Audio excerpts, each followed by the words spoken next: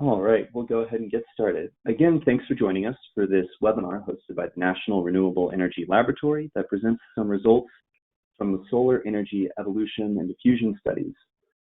Today, we're going to be looking at two studies that offer new insights into low to moderate income solar adoption. I'm going to turn it over to Ben Seagren at NREL, who's going to moderate the webinar shortly so he can introduce the topic and our speakers.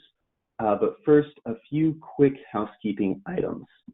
The slides from this webinar will be made available a few days after the webinar. We're going to post them to the NREL Seeds website. You can see a link there, but don't worry, you don't have to jot it down. We're also going to be sending out an email from GoToWebinar, so it'll be from the same address you got the link to join this webinar at. We'll be sending out an email from GoToWebinar probably in about a week once those slides are posted. So just to keep an eye out for that. And you'll get a link to the website so you can see the slides when they're available. If you're having any audio issues, we recommend switching from computer to phone audio. That often solves people's problems. If problems persist, you can contact GoToWebinar technical support at the number there. Finally, we're going to be taking questions at the end of this webinar, and we encourage anybody who wants to submit one. If at any point during the webinar you have a question or a discussion topic, feel free to submit it using the questions panel. You can see what that should look like on your screen there on the right side. Submit that at any point, and we will do our best to answer as many questions as possible at the end of the webinar. So with that, I'm going to hand it over to Ben Seagren, who can give you an overview of the Seeds 2 project and the work at NREL and our partnering institutions. Thank you, Harrison, and good morning to everyone on the call. We appreciate you taking the time out of your day to listen to our presentation. So today we'll be presenting, as Harrison mentioned, two recent studies that we've conducted to better understand drivers of historic adoption of solar by low and moderate income households. So this is one phase of three phases of our project. This phase is about developing models to understand historic adoption of solar for LMI households, both at the individual level and at the neighborhood level. But other phases of the project, our first phase, determining the technical potential of the LMI market, that phase is completed and is available on our project website if you haven't read the paper or listened to the webinar yet.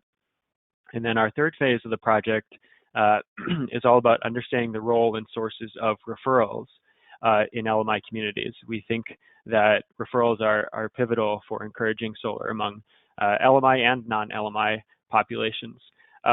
So stay tuned for that. We'll be hosting a webinar later this summer to present our results there. It'll be another dual webinar where we'll present results of our groundbreaking market experiment to test new ways of generating referrals, and also our developing predictive models to predict who provides referrals and why.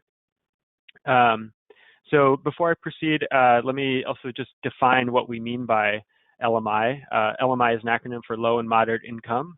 And in this study, it's defined as households that make between 0 and 80% of area median income. So that's the definition that we use. Other people may have slightly different definitions. Also, I want to call out two other of our project partners that aren't on the call or that aren't presenting work today. The first is Grid Alternatives, a nonprofit that is our industry partner on this project that helped us procure most of the data that you'll see that analyzed, and then also Lawrence Berkeley National Lab.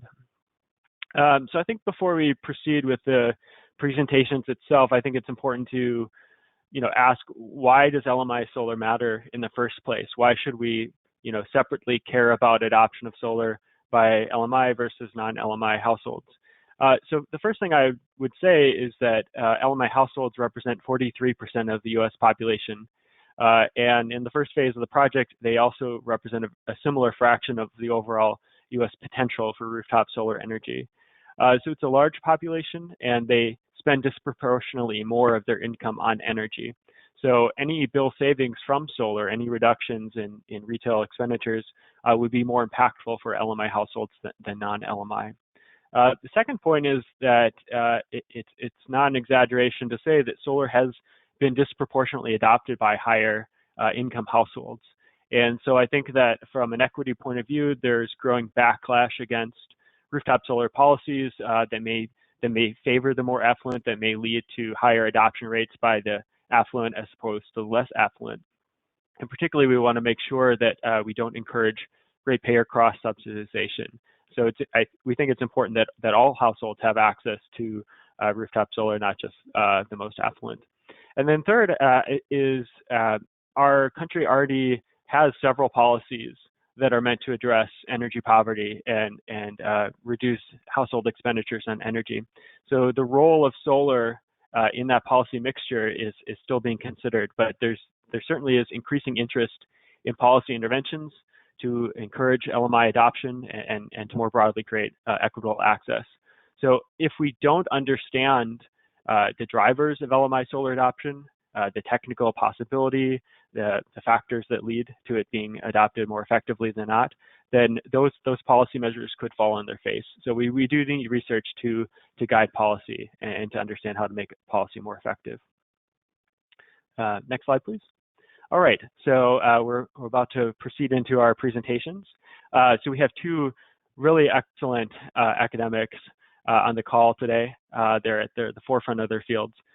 So first, Dr. Kim Walski. She's a research associate and assistant professor at the Harris School of Public Policy at the University of Chicago, and also a research fellow with EPIC, which is the Energy Policy Institute at Chicago. Dr. Walski's research draws on the fields of environmental, social, and cognitive psychology to examine the behavioral dimensions of energy production and use. And she's particularly interested in understanding the motivations and barriers associated with home energy investments, and has spent the last 7 years partnering with NREL and myself to investigate strategies for accelerating consumer demand for rooftop residential solar. Our second presenter, Dr. Tony Reams, is an assistant professor at the University of Michigan School for Environment and Sustainability, and he also directs the Urban Energy Justice Lab.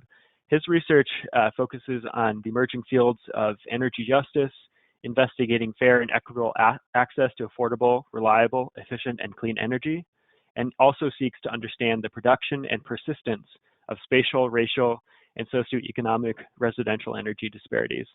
He has a PhD in public administration, a master's in energy management, and a BS in civil engineering. And Dr. Reams is also a licensed professional engineer and a U.S. Army veteran. So thank you for joining us. Our first presenter is Dr. Walski. Dr. Walski, the floor is yours. Thank you. Let me just get my slides up and going. Okay, does that look good? I'm going to assume so. Yep, you're good. Yes. Great, thanks. And thanks, Ben, and thanks to all of you for taking time to join us this afternoon. So I'm going to share a comparative analysis of high income and low income solar adopters. And the goal of this work was really to understand whether the underlying psychology of the decision to go solar is the same for these two different groups. And Ben already gave away a lot of what I was going to say in terms of the motivation for this. As he noted, most solar adoption is concentrated in higher income households, and there's really a missed opportunity here. He pointed out it's 42% of all LMI, or 42% of solar potential on any type of housing is LMI, and it's 31% of owner-occupied rooftop potential is on LMI households. And in response to these growing sort of equity concerns, whether there's equitable access to solar, there's of course renewed interest in how do we expand solar to this population. And that really raises a question, can we be sure that we can apply the same theory of change of what we know about getting higher income households to adopt? Can we apply that to lower income households as well? There have been, sorry, I'm just trying to get my slides to advance. Here we go. So much of what we know about solar adoption has come from studying the people who got it first, who tend to be higher income households, who may be less risk averse. And if we look at the literature, what we know is that some of the earliest adopters, they got solar because they have strong environmental values and they felt it was the right thing to do.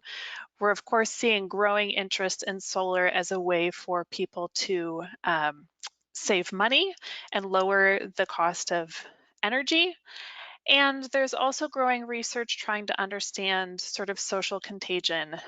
What's the effect of being around others who have solar panels, seeing solar as this new innovative technology that people are interested in adopting. So we have these different theories of why people consider solar. And I, as part of a prior SEEDS project, with some colleagues kind of came up with an integrative framework for explaining what makes someone interested in solar. And I will spare you all of the academic theory language, but the main idea here is that our research suggests that what is most determinant of whether someone is interested in or considers solar is their specific beliefs about the technology. What do they see as the benefits? What do they see as potential risks, or what are concerns they have? Um, do they perceive that others around them would support their decision to get solar? And then this last idea, perceived behavioral control, is this notion of, do you feel capable of making this investment, either in terms of your own financial resources or having to go investigate, who an appropriate installer is. And if you're wondering what all these little letters are, these refer to those theories that were on the prior slide. So if you're interested, and these slides are posted, you can go back to this. So we suspect that these beliefs have the strongest effect or influence on the decision to go solar, and these beliefs can also be influenced by what we call someone's personal disposition. So these are sort of traits of a person. One of these in the literature is called pro-environmental norm, but it's basically this idea that you feel a sense of moral obligation to act for the benefit of the environment. There is research showing that the more you have this pro-environmental norm, the more beneficial you think solar is, not only to the environment, but to you personally. There can also be people, though, who are interested in solar because it is an innovative, cool technology. And likewise, the more innovative someone is, the more likely they are to have positive perceptions of the technology. And then finally, there can be these external influences, whether there's actually an incentive program, or how easy is it for you to observe what others around you are doing? Do you see that other people have solar? Or are you exposed to different marketing? So there are sort of these different buckets of factors that can influence the decision to consider or get solar: your dispositions, these external factors, and your very specific beliefs. And the question I'm interested in understanding is, if we look at high-income households who have adopted solar and low-income households who have adopted solar, do they have similar profiles on these constructs? The theory would actually suggest that they shouldn't. If you're familiar with the idea of diffusion of innovations, this idea that when there is a new innovation or technology, the first people who adopt are innovators and early adopters. They're more willing to take on risk. They're more independent in their decision making. And if a technology is still pretty new and there aren't subsidies, we can expect that only this small segment of the population is going to be attracted to it. But as soon as we introduce a subsidy, and in the case of low-income solar, a subsidy that may entirely cover the cost of the system, we should perhaps expect this to be different, because now it's changing sort of the internal calculus of how you view solar, and that it may seem more beneficial and the risks may seem lower because you're not having to pay the cost. So this is really what I'm going to share with you today is a comparison of what do these two groups of adopters look like. Our expectations going into this is that they would look quite different. And I think this is a common assumption among a lot of program managers and policymakers. Well, if we're giving something away at no cost, this should be attractive to a really wide swath of the population. So that's the question we're seeking to answer. And in terms of how we did this, Ben and I had actually worked on a prior project where we surveyed California solar adopters in early 2015.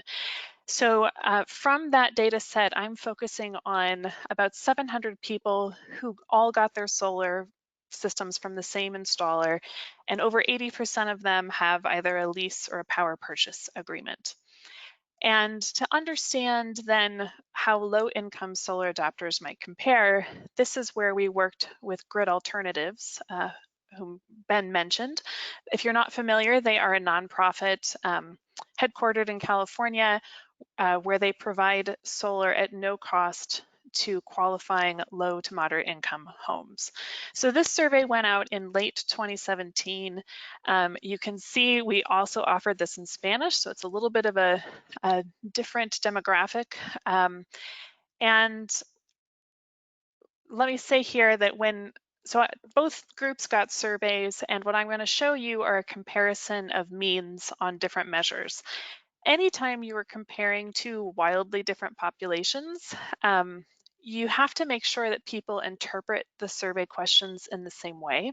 So for example, it could be that maybe for some reason people in the higher income sample are less likely on a 10-point scale to use the extreme points of 1 and 10, whereas maybe the other population isn't.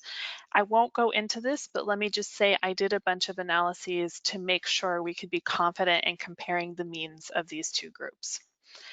So to give you a little sense of the demographic profile, not surprisingly, the average income for the higher income group is quite a bit higher than the low income group.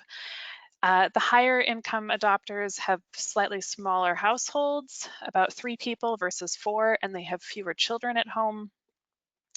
The respondents tended to be male, and they were also slightly older than the low income survey respondents who were predominantly female. And we also see that the high income group had more education than the low income group. And what I want to point out here is I think there's often a mistake, I'll call it, where we tend to focus on these differences when we're thinking about different income populations. And what I hope you will take from the end of this is that this is only a small part of the story, and that there are other aspects of these populations that are actually much more similar than we might expect.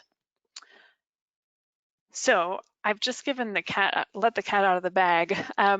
Contrary to what we expected going in and what theory would predict, both sets of these adopters are actually much more alike on these psychological variables than they aren't. So the first thing that I looked at were their reported motivations for going solar. So each of the things you see here on the bottom, these are actually composite measures from different Likert scales. So people are rating how important it was for them to try to save money, how that factored into their decision to go solar. And what we see here is that the two adopter groups have a similar pattern of endorsement across these measures. So both groups were most likely to endorse that they wanted to get solar in order to save money, and they really sort of tapped out at the end of the scale. There's no difference between them. The second highest rated motivation was this desire to use renewable energy technology and to demonstrate it to their community. And then there was less endorsement for wanting to enhance their home or improve their home value in some way. So in looking at this chart, the first thing that should strike you is that the overall pattern is very similar in terms of which has the highest mean within each adopter group. But then it's also interesting that for enhancing their home and using green technology, the low income group actually has a higher mean, and we will see this pattern reemerge. The survey also asked them about their concerns about getting solar. So long-term risks included concerns about the overall cost and maintenance. This idea of PV could detract from their home was concerns about how it would look from curbside or whether it would damage their roof in some way. These are measures where I'm less confident that the two groups were interpreting the questions in the same way. That's why I don't have confidence intervals here. And it could just be that for the low income population, they have less resources available if something goes wrong with their system, and they may be thinking about risk differently. So we again still see that same overall pattern, but we can't be as confident in comparing the means of these groups. And then I looked at those personal dispositions, which again, this idea of pro-environmental norms, how much do you feel a sense of moral obligation to act on the benefit of the environment? We see here it's moderately to highly endorsed by both groups, but even more so for the low income population. And then we also have two measures of innovativeness. And the first is this idea of consumer novelty seeking, which is basically, are you someone who goes out and seeks new technology? And you look for information on new technology. And this has been shown to be correlated with stronger intentions to pursue solar. It's also highly correlated with being an early adopter of alternative fuel vehicles. And it's pretty interesting. We actually see that the low income adopter group scores higher on this. There's another form of innovativeness that measures how much are you an independent thinker. Are you someone that decides all on your own to go get solar? Or are you someone who really talks to all of your friends and family and seeks the opinions of others? Typically, innovative people are more independent in their judgment thinking. And this is where we finally see the pattern break, that the high income adopters actually score higher on this than the low income adopters.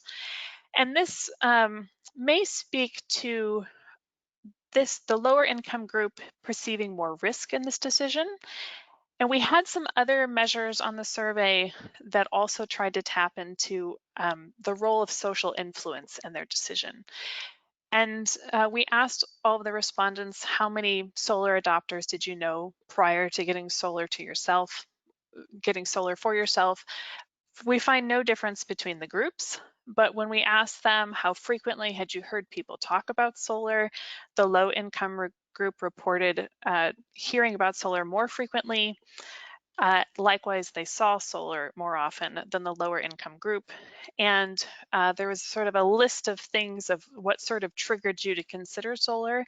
And we found that about 40% of the low income group said that talking to someone prompted them, compared to about 31% in the high income group.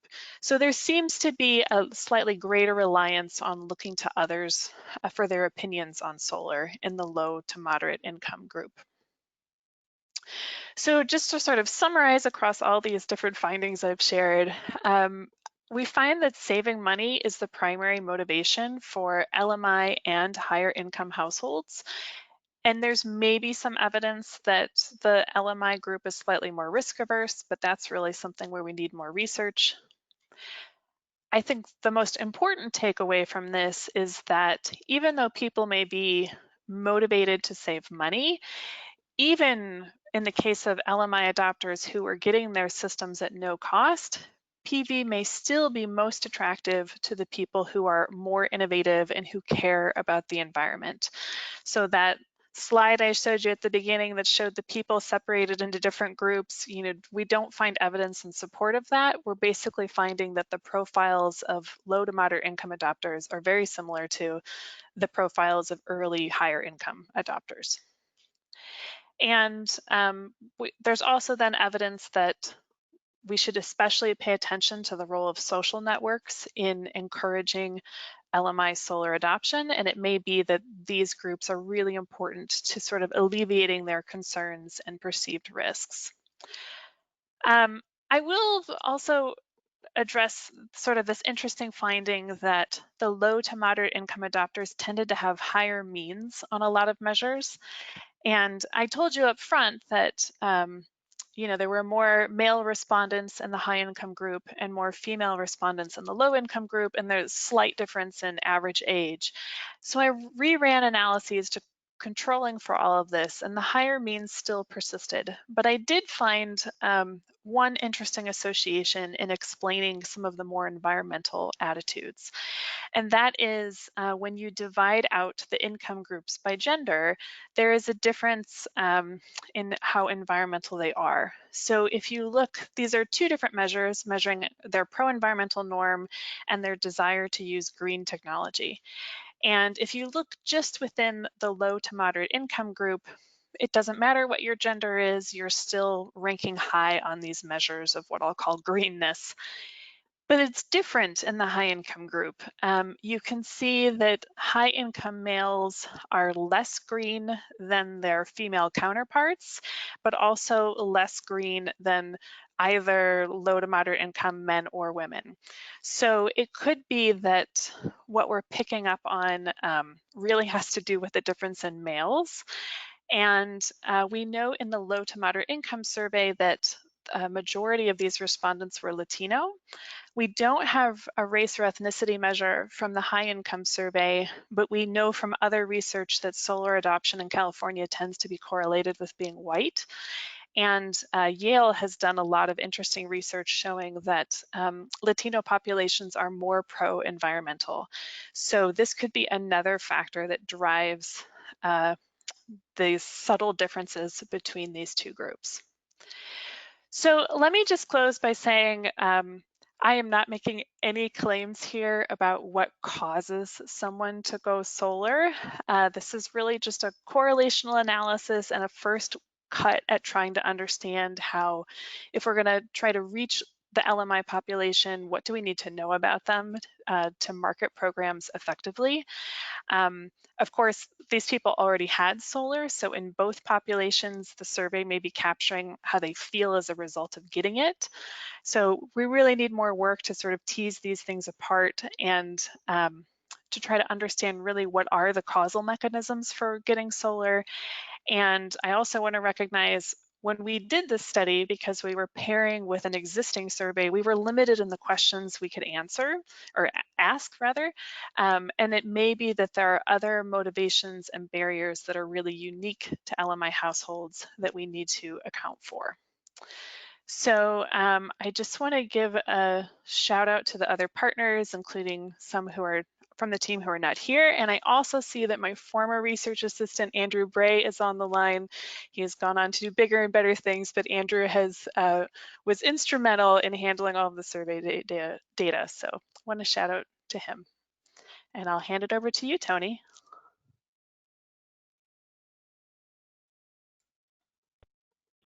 Thank you, Kim. We'll now transition to our second talk by Dr. Reams. Dr. Reams, the floor is yours. Your slides are looking All right. good. Thank you. I hope everybody can hear me. I had to switch to a different Wi-Fi. Okay. All right. So today what I want to talk about is kind of another part of this study that we chose to look at 4 cities to understand distributional disparities in solar potential and penetration, taking advantage of several national websites that now provide us data on potential and penetration. So this paper just came out last week, and so we will provide the link to the paper after this talk, but it was published in Energy Research and Social Science, where Kim also published her paper. Really quickly, I want to talk about this idea of energy justice. We can relate it to the UN Sustainable Development Goals, goal number 7, to ensure access to affordable, reliable, sustainable, and modern energy for all, and also to a paper by a colleague of mine at Columbia University, Diana Hernandez, that issued this call for energy justice and this idea or notion, if energy is a basic right, what are those 4 rights? And so it's the right to a healthy, sustainable energy production, the right to the best available infrastructure, the right to energy that is affordable, and the right to energy that is uninterrupted. And so again, use this idea to frame the rest of this conversation. And this is important in the US because the most recent residential energy consumption survey from the Energy Information Administration highlighted that 1 in 3 US households face some challenge meeting basic energy needs. And so the energy insecurity measures the survey looked at was receiving a disconnect notice, keeping your home at an unhealthy temperature, or reducing or foregoing basic necessities because you're trying to pay your energy bill. And so you can see across those 3 factors, you have anywhere from 15 to 20% of households reporting that they've experienced that energy insecurity either almost every month, some months, or 1 to 2 months throughout the year. So again, we have an affordability problem. We have an understanding of where LMI households are when it comes to adoption, but we want to see this idea of energy equity and justice. And so although the cost of solar continues to decline, we know that adoption rate by LMI households and households of color are growing at a much slower rate. In some studies, households earning greater than $45,000 a year represent 90% of solar installations, but roughly 65% of the population. Those earning less than 45K are about 13% of PV installations, or about half of their representation in these 2 different studies. And then a study from 2019 show that majority Black and Hispanic communities had 69% and 30% respectively less solar installed when compared to white majority communities, which had 21% more solar when you compare those to census tracts that had no racial or ethnic majority. And so in response to the solar disparity, we see states and local governments creating programs and policies that are focused on solar adoption parity and focusing primarily on LMI households. But some policies also include environmental justice communities. I'm thinking about those that are overburdened by pollution, majority minority, and high poverty. One of the studies in the SEEDS project that Ben mentioned is the replica study, which was also used here, that found that a majority of the potential for rooftop residential solar is on single family rooftops. So about 68% of all solar suitable rooftops are single family. And of that, 37% are occupied by LMI households, either owner occupied or renter occupied.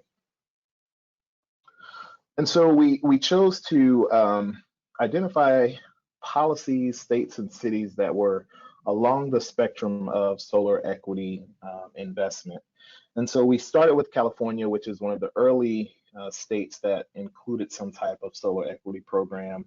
So in 2006, the California Solar Initiative created the SASH program, Single Family Affordable Solar Home Program, which launched in 2009. And this is for the state's customers who are in investor-owned utilities. In Washington, D.C., they passed a renewable portfolio expansion in 2016, which established another Solar for All program. And the goal of that program is to provide solar to 100,000 low-income households and to reduce their energy bills by 50% by 2032. That program officially launched in 2017. And in Illinois, although they had a Solar for All program since 2007, it was fully funded at about $750 million in 2016 in the Future Energy Jobs Act. And for that program, one of the goals when I talked about including environmental justice communities is that 25% of the incentives in the Solar for All program go to environmental justice communities. And so this is the newest Solar for All program. And so the analysis of Chicago is trying to set a baseline for solar potential and penetration. So the study has 3 research questions. First, how are spatial distributions of rooftop potential and penetration similar and different across cities? How is rooftop penetration distributed across non-LMI communities and LMI communities in different cities? And how do the relationships between penetration and local socioeconomic and demographic characteristics vary, characteristics that are identified sometimes as barriers to adoption? And so just to give you kind of an overview of the 4 case study cities, We chose Riverside and San Bernardino because they're located in the same metro in California, but they don't both, or citizens don't both have access to the SASH low-income program.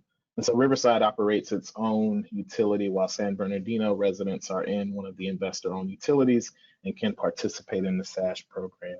And again, DC and Chicago are at different stages of their low-income solar programs.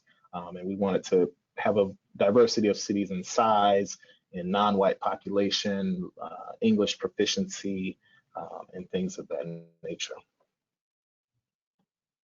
So the data, again, this study allows us to pull together different data sets that kind of look at national potential estimated by NREL in the Technical Potential Report, a new study by Stanford called Deep Solar, and then using census data for our socioeconomic and demographic characteristics. So the first data set is the replica data set, again, from NREL, that allows us to understand rooftop potential across the country with a special emphasis on LMI potential. And it's based off rooftops that are considered solar suitable, determined by shading, azimuth, tilt, and the square area. So Stanford's Deep Solar is a machine learning framework that was recently released based on data from 2015. And then we also use the census for the demographic data. Now, the Deep Solar data allows us to look at solar penetration. And so the study calculates 4 variables: total rooftop potential. This is the proportion of single-family rooftops that are estimated as solar suitable by the NREL study. LMI rooftop potential. This is isolating LMI rooftops and trying to identify what proportion of just LMI rooftops are solar suitable. LMI market share is to understand within a census tract what percentage of the solar suitable roofs are occupied by LMI households. And then total rooftop penetration is looking at the total number of suitable solar rooftops and what proportion of those are estimated to have solar from the Deep Solar study. And so you can see how those 4 variables vary across the cities. The total rooftop potential and the LMI rooftop potential are almost similar across the cities. Where you see some differences when you think about the market share, what proportion of solar suitable roofs are LMI. And you can see the total penetration across the 4 cities ranging from 12% in DC to 0.3% in Chicago, and pretty similar in Riverside and San Bernardino. So the next 3 slides will kind of look at the spatial distribution of some of these characteristics across the 4 cities. Again, San Bernardino and Riverside are very close to each other in the same metropolitan area. And so you can see Riverside on the bottom and San Bernardino on the top. And so this first panel looks at an estimate of total rooftop potential. So the darker shaded areas of where you have a greater proportion of households that are estimated as being solar suitable. The middle panel looks at the LMI market share, and so what proportion of the solar suitable households are occupied by LMI households. And then the final panel looks at penetration, and so where do we see the greatest penetration of rooftop solar? These maps allow you to see that necessarily where you have greater LMI market share, so more of the homes are occupied by LMI households, does not correlate with where you see the penetration, and sometimes does not correlate with where you see the potential. Very similar in Washington, DC. You can see where potential and market share might actually overlap, as well as where the penetration is occurring. And then finally in Chicago, you can see concentration of areas with really high penetration or really high LMI market share, which are totally different from where you see high concentrations of solar penetration. And so next we wanted to understand the relationship between LMI market share, so where you have a greater proportion of households that are solar suitable but occupied by LMI households, and this rooftop penetration. So is penetration occurring differently across LMI and non-LMI communities? And so what the graph on the right shows us is that in Riverside and San Bernardino, average penetrations reach near 15% in some census tracts. And in the lowest market share quintiles in DC, you could see almost 20% in some areas. The mean rooftop penetration in Chicago was relatively low when you compare that to all the other 3 cities. So some census tracts reached about our average of 3.2%, and that was statistically higher than the really high LMI market share census tracts. One thing we wanted to point out when it came to Riverside and San Bernardino is that although Riverside households could participate in SASH and Riverside households are not able to, you would expect to see a greater share of LMI adoption in San Bernardino. And while it's not overwhelming, we can see that if you look at the last 4 quintiles, so quintiles 2, 3, 4, and 5 in San Bernardino, penetration rates are actually higher in those census tracts. Not statistically higher, but they are higher when you compare that to Riverside. And so there, could be some indication that being a part of the SASH program does allow for more low-income households to participate in solar. So because we know that income is just one barrier, we thought it would be interesting to look at how do relationships with different socioeconomic and demographic characteristics vary across the 4 cities, and how do they show up and manifest differently in those cities. And so the table at the right allows us to look at the relationship between penetration rates and various socioeconomic and demographic characteristics. What we see in Riverside is that the significant variables, there were 3 of them. So as the percentage of households without internet increases in Riverside, we saw lower penetration rates in those census tracts. Areas with older housing, we saw lower rates of penetration. And there was a statistically significant relationship between home value and penetration, a positive relationship. And so maybe those census tracts are the ones being targeted by solar installers. In San Bernardino, where you had higher LMI market share, there was a lower level of penetration in those census tracts, as well as where more residents spoke English or did not have high English proficiency. Interestingly, where you had a greater number of the population without a high school diploma, older population, and non-white population, you saw increased penetration. Again, I think Kim mentioned this, is that there was a higher Hispanic population in the Inland Empire area where San Bernardino is located, and so that could be the reason for that. There were 3 variables in DC that all had negative relationships with penetration. And so in areas where you even had more homes that were solar suitable, you saw less penetration in those areas, as well as where there were more homes that were LMI. And in areas where the population was older, you saw less penetration. In Chicago, there were 2 variables. Potential went up, again, penetration was down, and homes that were newer were more likely to be in areas with higher solar penetration. And so just to kind of bring these thoughts together, solar potential not only differs across cities, but also within communities in a city. In some areas where LMI households represented a larger share of the potential, we know that there should be greater penetration in those areas, but there are other issues like roof quality that must be considered.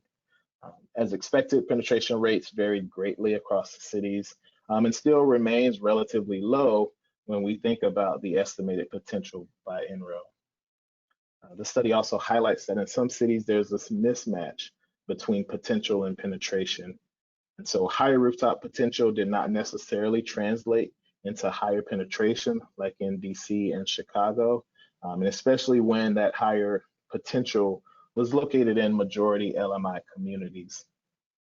And so what we really want to highlight is that beyond just income as a barrier, that there are some other socioeconomic and demographic characteristics such as race and ethnicity, limited English proficiency, the age of the housing stock, and even internet access that could be associated with increased or reduced rooftop penetration. And so only a fraction of the LMI market has been tapped. So there remains some great potential for expanding rooftop solar to LMI households and communities, and the growth of policies that support that type of expansion. So we must recognize that there are distributional disparities in both potential and penetration.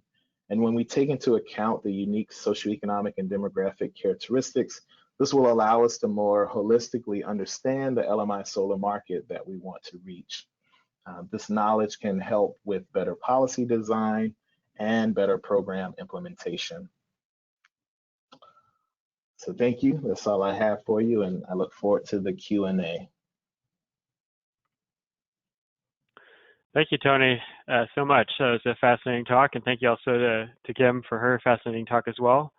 To our audience, if you have any questions for our presenters about their talks or about LMI Solar more generally, please do enter them either in the chat box or there's a specific question box. And while we're waiting for some of these questions to roll in, I'll just pose one of my own first to Tony, and then the same question to Kim. Tony, was there anything about this research that surprised you, or what do you consider perhaps the most surprising result of your paper? Yeah, I think a couple things did jump out at me. I was really shocked at the higher rate of adoption or penetration in DC compared to the other cities. And after doing some additional digging, noticed that DC had some previous examples of solar programs, and some that were actually focused on increasing low-income solar. I think another thing that jumped out at me was that a lot of people say you don't see low-income solar because there's not a lot of potential, and I think the replica study demonstrated that there is potential, rooftop potential in low-income communities, and how potential and penetration were not always positively or positively correlated. And so just because an area has high potential, whether LMI or not LMI, does not mean you'll see greater rooftop penetration in that area. And then for my study, I would say, I mean, this was kind of the theme of the presentation, but in general, it was just surprising to see that low to moderate income adopters were so similar to higher income adopters, and then notably that they had these stronger pro-environmental trends, and also at least were more innovative in terms of wanting to seek out new technology. I don't think that's something we would have expected at all. And again, I think this really speaks to the takeaway message that we shouldn't make assumptions about what people's underlying motivations are just based on different demographic profiles that we have of them. Yes. All right. We've had several questions rolling in. I'm not sure we'll be able to address all of them, but I do promise that we will follow up by email for the questions we don't get to on this call. Okay, so I think the first question is for Tony. Tony, do we have any empirical data that shows how LMI solar programs have actually reduced or relieved utility bills? So do we have any best case examples of to the degree to which previous programs have alleviated energy poverty? That's a really great question. And I don't have any right off the top of my head, but I'm sure that there are studies out there. And I know we've had conversations with Grid as we've been working on this project about being able to understand how access to solar through the SASH program has benefited households. I know DC is also tracking that in their Solar for All program, because one of their goals is to reduce household energy burdens by 50%. And so they're wrapping up their first year, I think, of the program rollout, and so there should be data coming out from that as well. Great, great.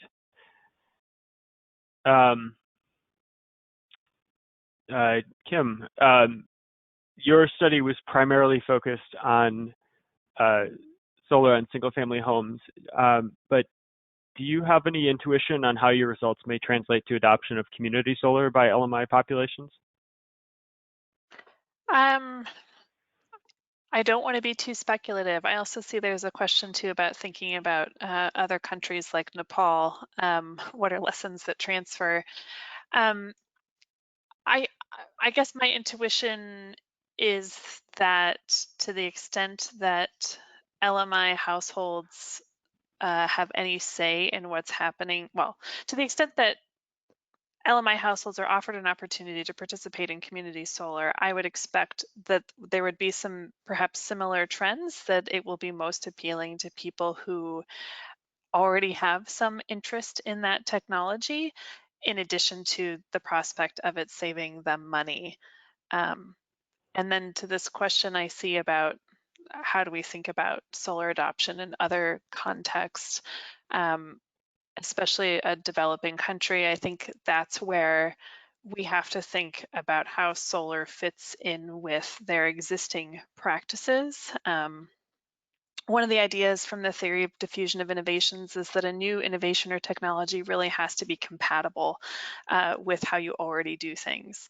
And so if it seems like too far of a stretch from the current routines and habits that people have, or if it imposes some sort of constraint, it may be, people may be less open to it than they might otherwise.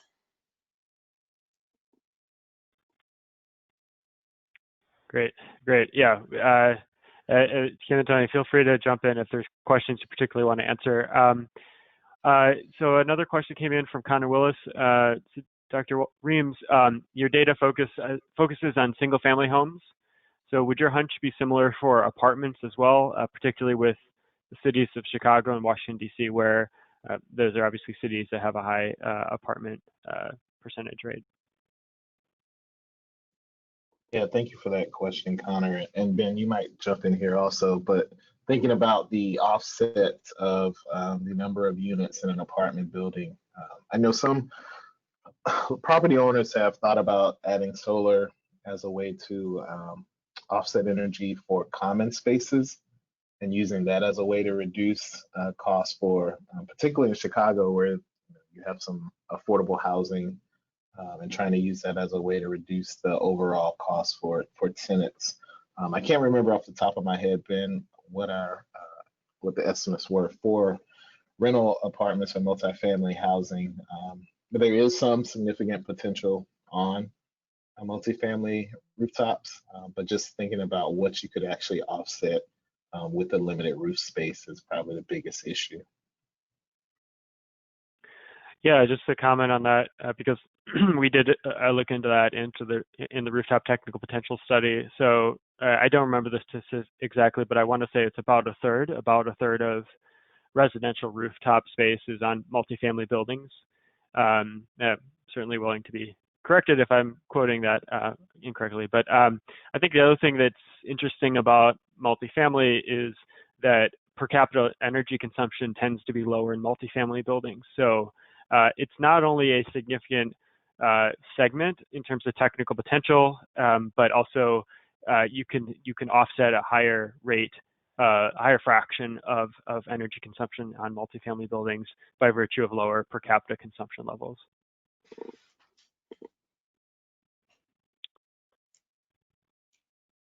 Okay, seeing a lot of questions here. Want to make sure that everyone's voice is heard. I'm going to jump in and ask one of my own editorial questions to both researchers. So in your opinion, are there any aspects of LMI solar where you see that there is good research, there is some type of literature there, but that is perhaps misunderstood by the public, or the public may consider a topic to be more uncertain than the research indicates?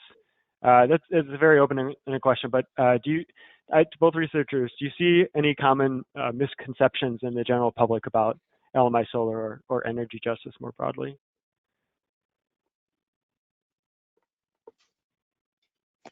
I'll take a first stab at. I think one of the misconceptions is that one, is too expensive to solarize low-income households. There's also this misconception of connecting energy efficiency and renewable energy and how that could actually improve the lives of low-income households, this idea that there is no potential in low-income communities. And again, I think what this study kind of made me think about is how we can be more comprehensive in improving quality of life and housing stock in low-income communities, where you combine energy efficiency, combine solar, which could also lead to improved or brand new roofs. And so again, you fix a house and prepare that for the next 20 years. And so how can we be strategic in states that have these types of programs, as well as their low-income energy efficiency programs, and what the role of utilities and solar installers, just again, being more comprehensive in the rollout of any of these programs or policies. And so I think that's what really stuck out to me as I kind of looked at this across 4 different cities.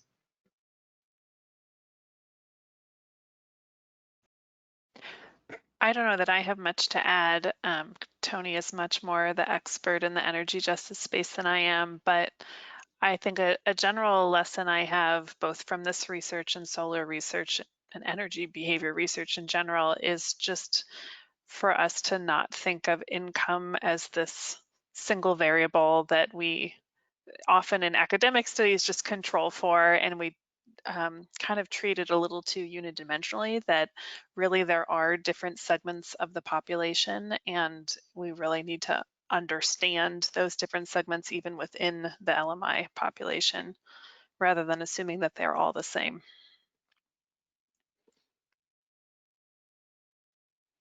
Yeah, thank you. Thank you. Good point. Well, we're now at the end of our hour, and both of our presenters have conflicts, so we will need to end. So thank you all for attending.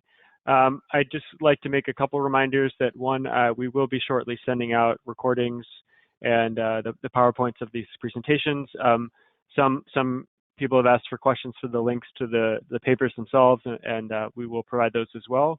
And I also wanted to say that there was an anonymous request for any individuals on the call today that are interested in collaborating more on LMI solar topics and developing case studies around the most successful efforts to bring solar to LMI customers. So if you are interested in collaborating either with the researchers on this call or the general population on this call, please email us afterwards, and we'll try to connect people so that there can be collaboration going on. Thank you all, and have a great day. Take care. Thank you.